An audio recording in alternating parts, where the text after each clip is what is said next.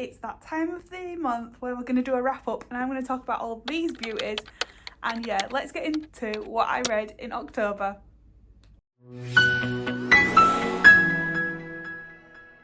Hi guys, welcome back to another video.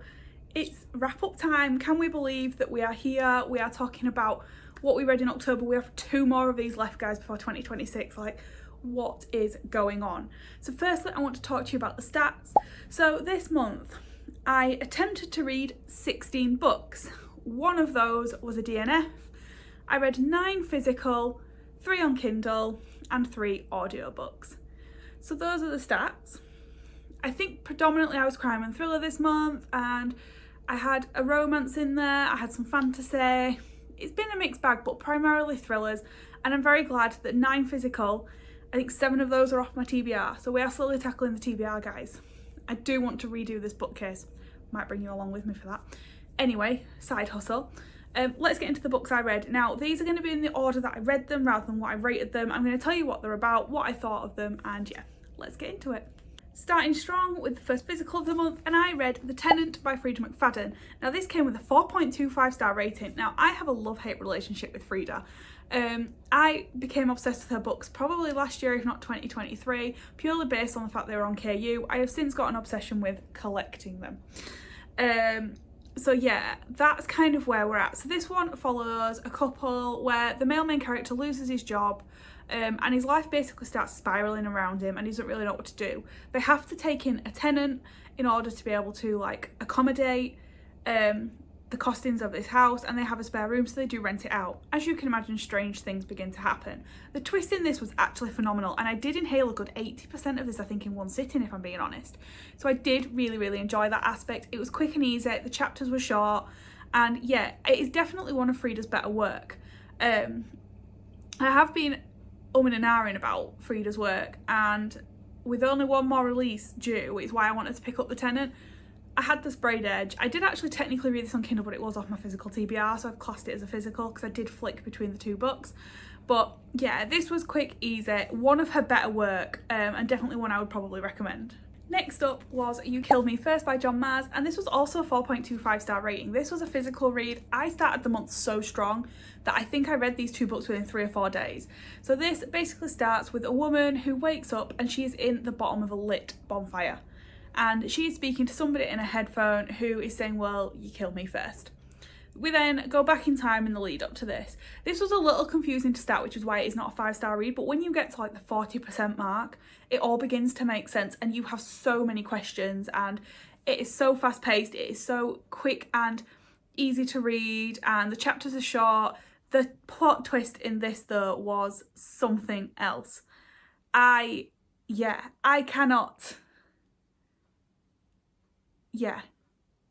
don't have words for it, if I'm being honest. It was that good. I love John Mars. This is on KU as well. But yeah, I have no more words to say other than that, because yeah, this is a must do, and I'm actually currently working through John Mars's backlist at the moment. I've got 4 more to go, so if I do find time in each month, I'm going to try and add one of his to my TBR, because I either own them, they're available on KU, or I can get them from my local library. I've been doing my research. Next up, and my first audio of the month, was Reckless by Lauren Roberts. This is part of the Powerless trilogy, and this is book 2.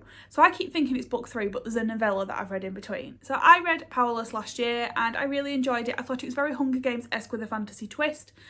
And I went on to enjoy Powerful, but it was kind of like they should have been read side by side rather than one after the other. This was book 2, and I really enjoyed the premise of this one too. I had kind of forgotten what had happened in the first 2 books, so I did need a short reminder, but it did kind of fill in the gaps pretty quickly for me. It was an easy listen to on audio. I did quite enjoy the audio adaptation of this. I think it wasn't like your full like set up and cast, but it was enough for you to be able to differentiate what was going on. I enjoyed the story, I enjoyed the premise of it, and yeah, I did really enjoy this, to the point that it finished where I wanted to pick up the next book in the series, and I don't own it and I don't intend to buy it. So yeah, I'm not sure how we're gonna go, because I kind of want to pick up the next one, so it might be an audio pick, it might be a library pick, who knows. But I did enjoy this, and this was the first audio of the month. Next up was my buddy read for October, and that was Love Mum by Anna Zander. So this follows a young girl whose mum passes away and she receives a letter saying the secret is now yours, love mum. There is then question marks over whether her mum was murdered or whether she died of natural causes or self-inflicted, and we then follow her as she tries to discover what has happened. I really enjoyed the premise of this book. I gave it 4 stars. I don't think I mentioned that in the previous book, but I rated this one 4 stars. The only reason this was not a higher rating for me is purely because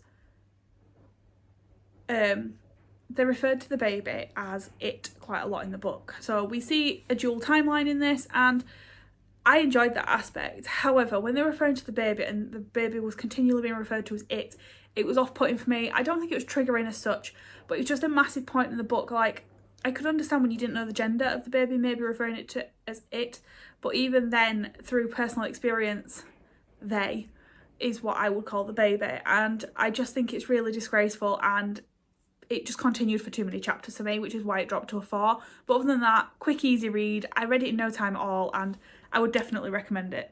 Next up is a bit of ad PR. I was kindly sent this book by Bookacho, and that is The Woman Downstairs by G.D. Kirk, and this comes with a 3.25 star rating. I actually ended up buddy reading this with Molly. It was unintentional. We were both reading it. In fact, no, this wasn't the one we ended up buddy reading. I lie. She had already read this and wanted to know my thoughts on it. So this follows a woman who has somebody move in downstairs. She gets a panicked phone call in the middle of the night, and basically she goes to help her cover up a dead body. She claims that she never did it, but it looks bad. So it follows a series of events after that. Now, I was quite shocked, to be honest, at this book. I think not in a good way. I just think it was a bit mundane, like the same thing was happening for so many pages, and it is only a short popcorny thriller book. It was like 275 pages. I read it quickly enough, which I think is why the 0.25 and the 3s came along, but for me the ending was very underwhelming. I had a lot of unanswered questions, and yeah, I mean, to the point that I'm talking about this now. I read this at like a week or so into the month, and I don't actually fully remember what's happened. That's the kind of impact this book has left on me. So yeah, unfortunately it didn't quite hit the point for me. Next up, and the actual buddy read I did with Molly, was The Intruder by Freida McFadden. This was unintentional. I had been seeing this and I knew it was releasing. Having really enjoyed The Tenant, I wanted to pick this up. However, it's 3 stars, and I look back now and I think that could be quite generous. I'll explain the premise. So basically, there is a snowstorm coming, or just a storm actually. A woman lives in a cabin and it's less than sturdy. The roof could come off. There's a tree that could fall down and destroy the house. It's not safe, but she's got no choice. She's in the middle of nowhere. She won't move, and she sees a light on in her shed, and she finds a young girl yielding a knife and lets her into the house. You can imagine where this is going to go. Now, for me, this was just a little too dull. It was just a bit unbelievable. Now, I know you've got to kind of hold back on that belief when you're reading a thriller, because if it was real, it probably wouldn't be, you know, as fast-paced as some of these thrillers are. However, for me, they were a bit too ridiculous. There were a lot of unanswered questions. There were a lot of, and we were just laughing at some of the things that were being said in this book. Like, I've got voice note after voice note with Molly about how I thought about this in the moment.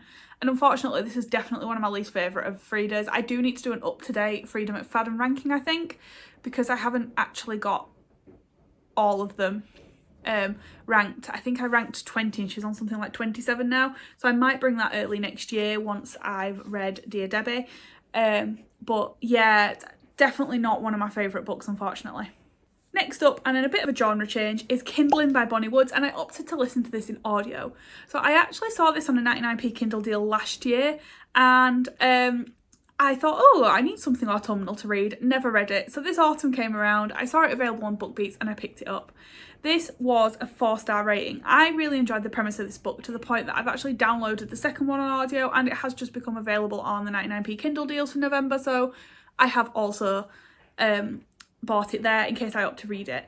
I loved the relationship between the 2 main characters. You basically have someone who's trying to get away from real life after a breakup with her girlfriend, and she goes to Scotland in the hopes of getting stuck in the middle of nowhere. Her Airbnb falls through. She tries to find somewhere to stay, ends up at a grumpy lumberjack's house, and it just goes from there. I loved the premise of this. It was slow burn, but not too slow burn, that you weren't enamored, like you weren't kind of losing the will to live with it. I found it a really good audio because there was the Scottish and the British accent, but they were done well. I've had books in the past where the British and American have been completely wrong. The British has been the typical television British and the Americans being like English speaking.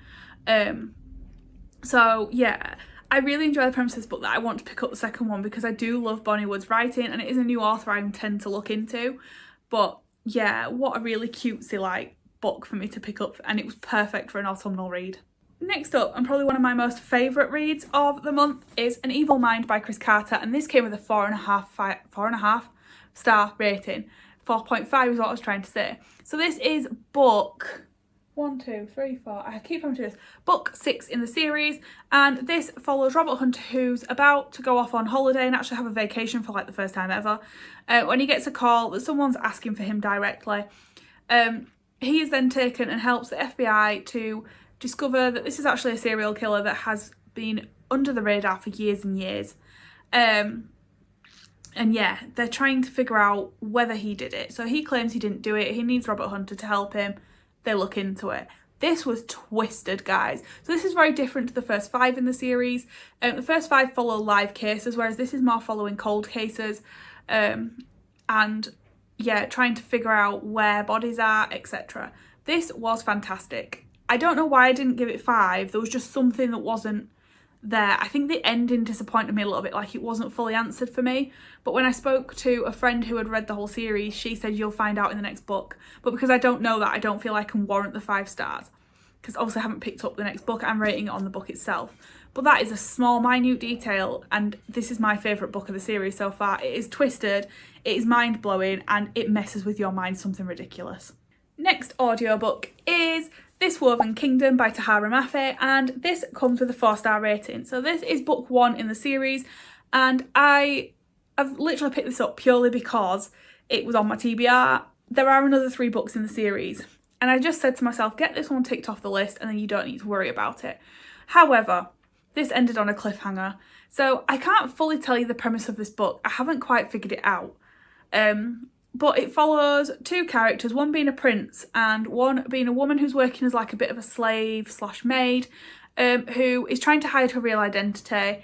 The prince finds something very intriguing about her. She's trying to just keep herself to herself, basically, and they connect. I did enjoy the premise of this. It was a bit slow to start for me, which is why it took a while for me to get going. But once I got going, I did really enjoy the premise of this book, and yeah, I did enjoy it. The ending has a cliffhanger, which kind of makes me want to read more, but yeah, we'll see. It's available on BookBeat, so maybe once I've tackled some more of my physical TBR, I can look into continuing this series, but I might potentially unhaul this one, just because I don't intend to buy the rest of the series, so it seems silly to have just the one. Next up, and a Kindle read, is Copy Kill Repeat by Steve Cornwell, and this came with a 3.5 star rating. Now, this was probably one of the hardest books I had to rate because this author had commented on quite a few of my posts on TikTok saying, you know, you should read my book. If you love Chris Carter and Sam Holland, you should read this book.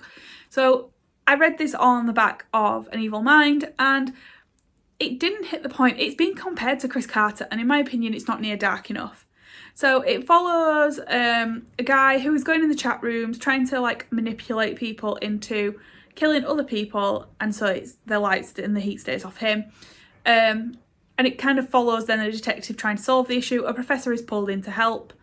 But yeah, I don't really know how I feel about this book. It wasn't near dark enough for me, and I think because I was given that comparison, I went in with completely wrong expectations. That being said, I think if you're new to thrillers, the premise of it is really good. I do like the idea they put into it, and the actual idea of it is good. Had I not been told to compare it to Chris Carter, it might be different. I also found it really difficult to post the review because I have this author following me on TikTok, so even if I didn't tag the author, which I absolutely will never ever do, if I don't rate a book more than 4 stars, I felt really guilty. I was polite, I was critical but fair, and I do still think that the book is good, and 3.5 is still a good star rating, but yeah, unfortunately it wasn't giving the expectations I'd hoped for, and I think I went in with too high an expectation. Next up, one of my first library picks of the month was I Did It For You by Amy Engel. Now, the bookmark is still in it. Unfortunately, this was a DNF. So I still to this day cannot actually tell you what this book is about. Oh, that was it. So basically her sister was murdered a few years ago. When it happens again, she comes back to the town with the intent of trying to solve it herself, adamant that it's the same person that's done it. Now, the first major issue in this book for me was the chapters. So the chapters are like 20 pages long, which in a thriller, unless it is jam-packed, I cannot accept. B.A. Paris is one who does long chapters, but there is so much content packed in those you don't think you're reading short chapters. However, this for me just didn't hit the point. It was too long, nothing had happened. I got to 92 pages and I had to give up. It just wasn't hitting for me, and I only realised that because sometimes the length of the chapters at the beginning, they can be quite long while they're setting the scene and then they get shorter. But this wasn't the case. I opened the book near the end and I hit chapter 18 or something like 300 pages. So it was a no-go. I was never going to get into this. So unfortunately it was a DNF.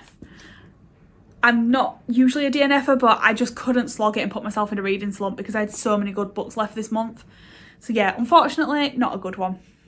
Now this next book wasn't actually on my TBR for October, but I was really itching to read it, and that is Keep It in the Family by John Marrs. I've already read a John Marrs at this point. This one follows a couple who move into a house, and it is only when the wife discovers that there's something written in the floor, like in the skirting board, and she asks her husband to go up in the loft. At this point she is heavily pregnant and they discover suitcases filled with bones. A massive investigation entails.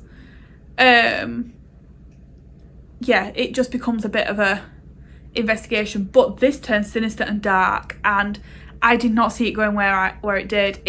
I think at the beginning, once the bones were discovered, it was a bit slow moving, which is why it's not any higher than a straight 4.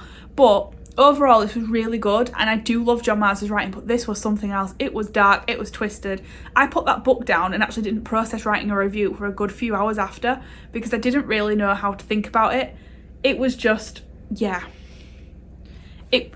I have no words, honestly, guys. I was still thinking about this hours after, and yeah, this is an absolute recommend. Next up is another library pick, and that is The Chase by Ava Glass, and this actually comes with a 4.5 star rating. This was phenomenal. So this is a mafia style book. It follows a woman who is like a spy, works for MI6, as she tries to save someone who is being chased by the Russian mafia, and she has to do everything in her power. When she is let down, she has to do it all on her own. This whole book is literally on the premise, and I didn't think I'd enjoy this once I started and realised where it was going, that she basically is trying to get this guy to safety. And that is the 400 pages of the book. However, this was fantastic. It was fast paced, the chapters were reasonably sized. It was just so enjoyable.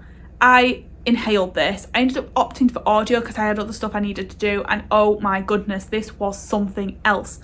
I inhaled 200 odd pages of this in a day. I don't have the words for it. It was absolutely fantastic, and yeah, I can't say any more than that, guys. I would really recommend it. It is mafia style, it's fast paced, and yeah, I just didn't see this going where it was going, to be honest with you, but I did really, really enjoy it.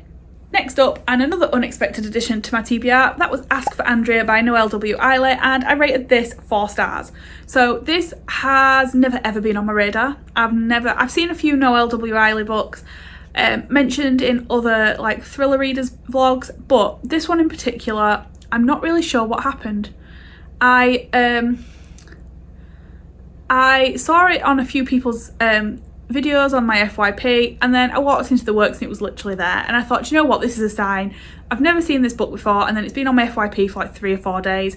It's available on Kindle Unlimited. It's 270 pages. It's probably perfect before my readathon starts.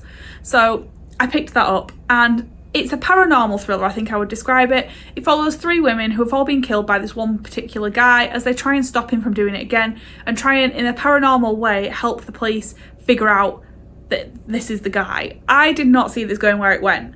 I think it was a bit slow in the middle for me, despite only being 270 pages, but I did really enjoy it. I did enjoy the premise. I do think it was a good read, and yeah, it intrigued me. I definitely want to pick up more of Noelle W. Eiley's work. But yeah, it was an unexpected addition to the TBR, and I did really, really enjoy it. On to readathon books now. I didn't grab it before I started the video.